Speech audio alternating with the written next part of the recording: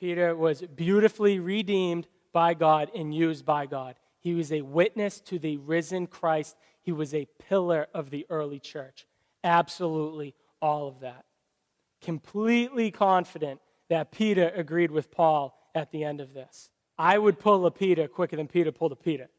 Pickle pepper. I am the first one to do what Peter did.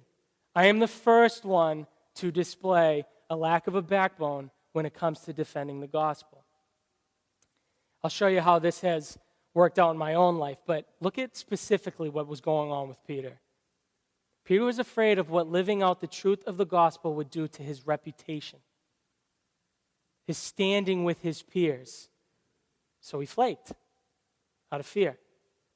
This is a fear of man issue. His peers happen to be within the walls of the church, but I do see this because his thinking and their thinking was worldly and not gospel. I see this as applying to peers outside of the wall of the church. I think this is a fear of man, your peers issue here. So here's how it's worked in my own life. At times, I absolutely hate running into old college friends, old high school friends. Why? Specifically, when I know that they don't care about God, they think the Jesus thing is weird. You're crazy, right? That's when it's the hardest for me. So use your own example. Is that people at work? Is that people on your street? Is that your cousins? Is that your family members? Whoever it is. For me, it's old friends. And why? It's because I know that Jesus, loving Jesus, makes me weird, right? In a worldly sense, I'm unacceptable. I'm unclean. It's always the people who I was friends with. So whenever my living for Jesus is questioned or was questioned, what's my immediate reaction? Fear, cringing, shame. Sometimes I can't stand the thought of people thinking I'm weird or can't stand their ridicule of me. The threat in those circumstances is for me to deny the truth of the gospel and just not explain how much I love Jesus and what the grace of God has done for me and what it means. So now if I pull a Peter in that moment, what am I doing? What happens? The glory of Christ is the salvation of the world is not honored. And always, always, it's to the detriment of the person that I'm ashamed to state the gospel to, ashamed to live out the gospel in front of.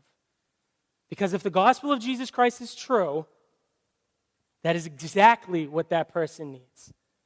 They don't need my uncommittal, my pulling away, my lack of ability to live out the gospel. They don't need that.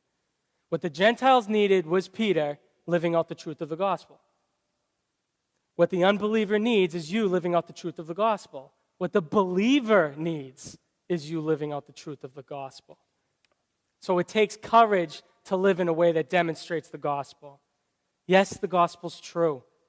Yes, God is glorious, loving, amazing, holy. Yes, Jesus died for sinners because sin's a big deal. It brings the wrath of God. All that's true, and it's going to take courage to live in a way that demonstrates that. So the call here is to courage.